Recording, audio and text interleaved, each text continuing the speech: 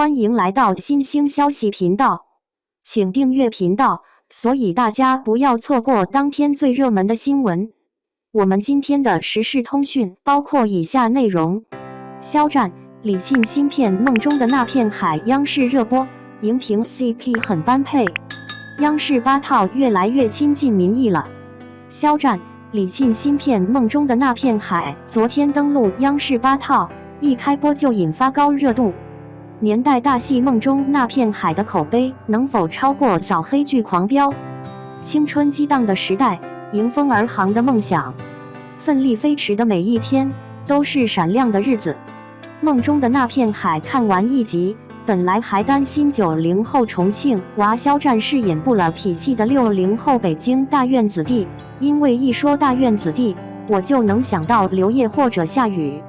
而且70年代离我们有些远了，作为90后的肖战不像刘烨或者夏雨那样有生活经历，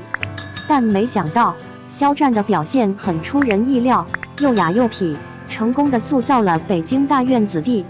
而且剧情紧凑，一上来就是热血沸腾的年轻人约架，太逗了。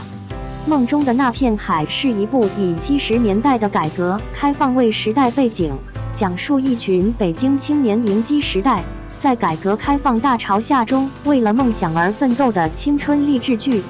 5个北京的年轻人在什刹海冰场不期而遇。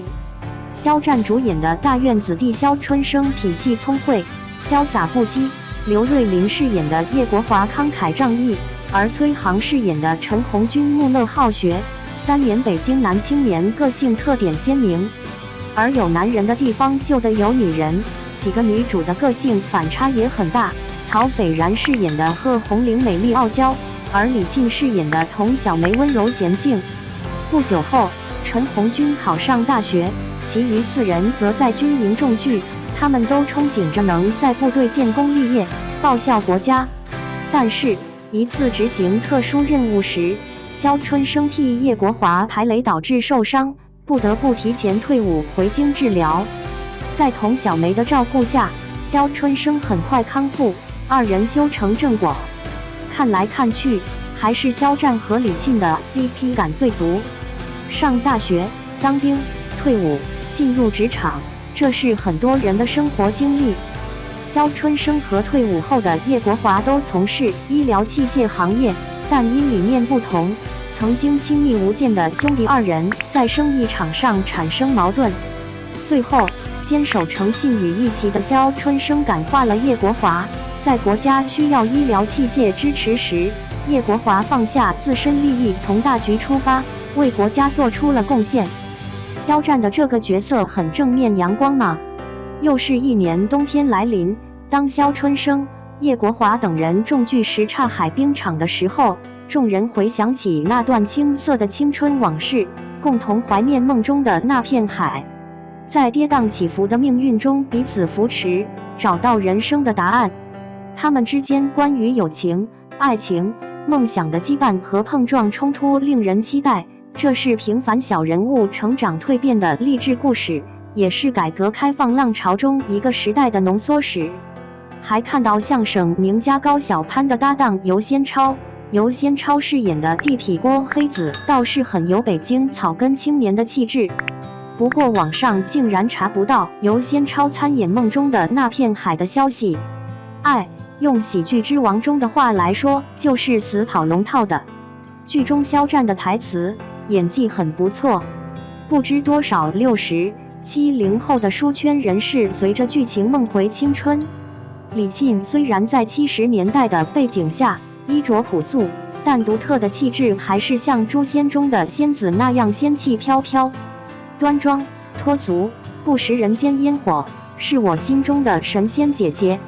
而肖战和李沁的荧屏 CP 感觉很搭，据说这已经是2个人的第5次饰演情侣，2个人会不会演着演着就在一起了？94年出生的曹斐然比李沁年龄稍小一点，因此胶原蛋白更足一些。在剧中的人设是美丽傲娇的北京小妞，但好像气场差一些。梦中的那片海以小人物记大情怀，勾勒新中国的时代变迁，具有鲜明的时代特征和重要的现实意义。岁月沉浮不虚度，时代变革会华章。同肖战一起燃热血，忆青春，烛光而航，奔涌不息。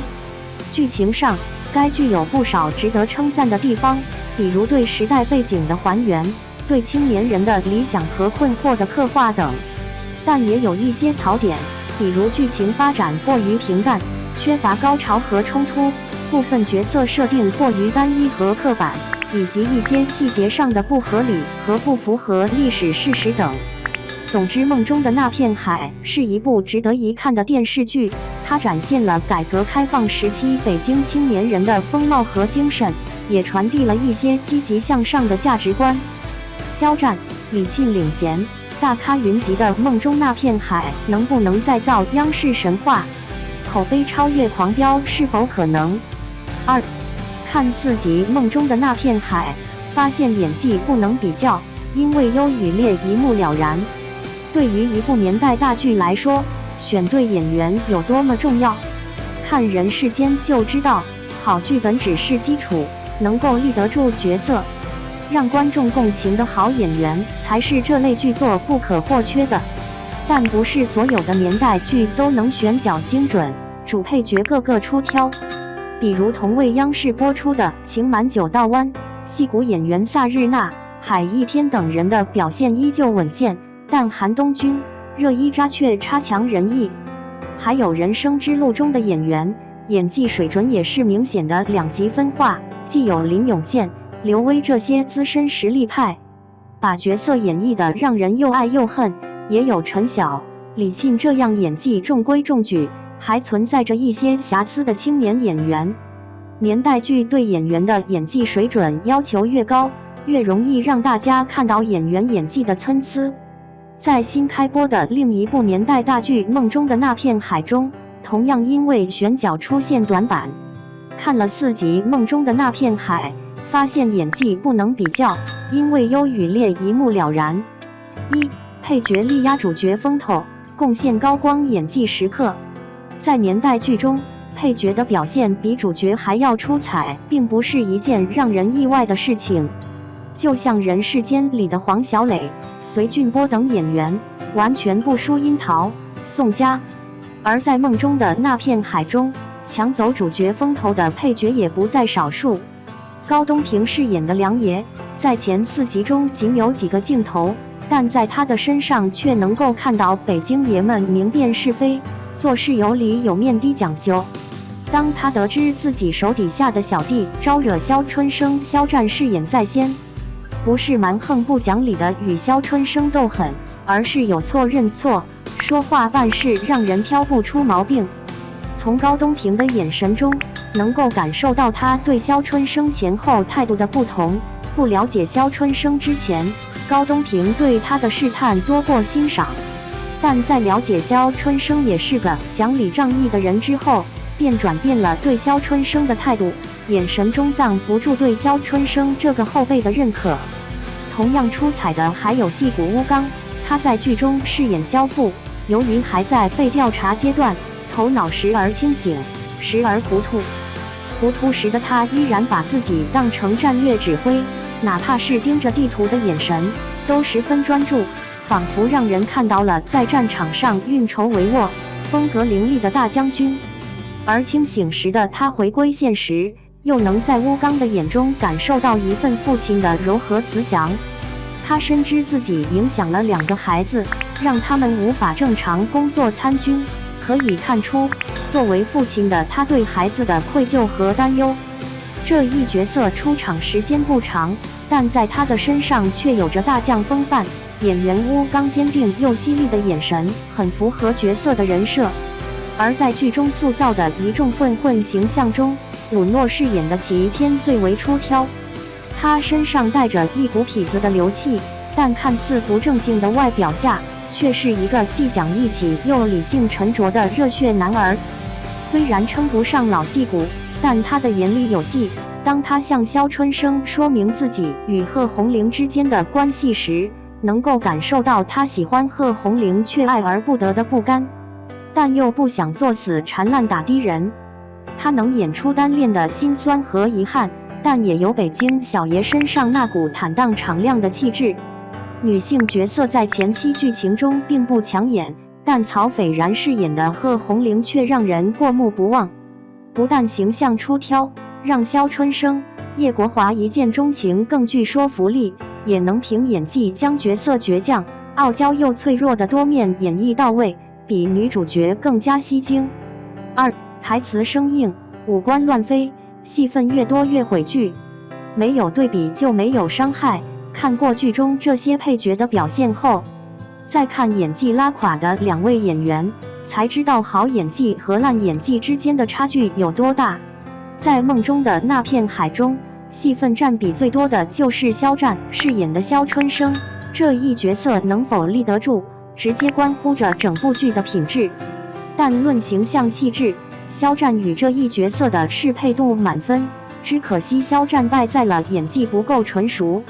被观众吐槽最多的就是肖战的台词问题，在早前的剧作《余生请多指教》和《王牌部队》中也出现过，呆板的像是读课文一般的台词输出，让人体会不到任何的情绪，基本的台词功底完全不达标。而肖战演绎角色也经常会出现用力过猛的问题，此次其饰演的肖春生，又是一个性格爽朗、积极向上的人物形象。为了演绎出人物的这一特点，肖战表达情绪时习惯性的大开大合，经常能够看到他在使劲瞪着眼睛。在前4集剧情中，最能够凸显演技水准的是肖春生独自一人应战的戏份，但肖战还是把劲儿使过头了，没有演出这一角色的血性和不怕事的自信，反倒给人一种故意挑衅的感觉。这副趾高气扬、完全不把对方放在眼里的模样，对面的110号人都是怎么忍住不揍他的？但肖战还不是这部剧中演技最差的，真正让人没眼看的是吴雨昕饰演的跟班，与肖春生一样，都是大院子弟，其饰演的是话最多的那一个。这一人物本就不那么讨喜，对女孩子评头论足，不懂得尊重别人也就罢了，给自己人加油打气时，他还总喜欢泼冷水，每次一听到他说话，瞬间就得让人泄气。不过讨人厌的人设并不是演员演技差的借口，吴雨昕演绎这一人物时五官乱飞，似乎根本控制不住自己的表情，每次看到他口歪眼斜地说台词，一副吊儿郎当的样子，就让人出戏。原本肖春生一拨人身上没有那么明显的江湖气，但在这一角色身上看到的却是地痞流氓的风格，根本不像个大院子弟。早前吴雨昕在《狂飙》中就因为呲牙咧嘴的演绎方式被群嘲，不瞪着眼睛不会演戏，不咋咋呼呼张牙舞爪就不会说台词，凭借着一己之力毁掉了整部剧。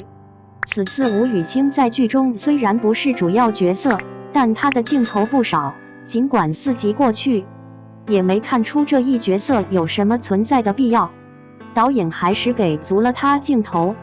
这样的演技不但立不住角色，也浪费了好资源。看过梦中的那片海后，你对哪位演员的表现印象最深刻呢？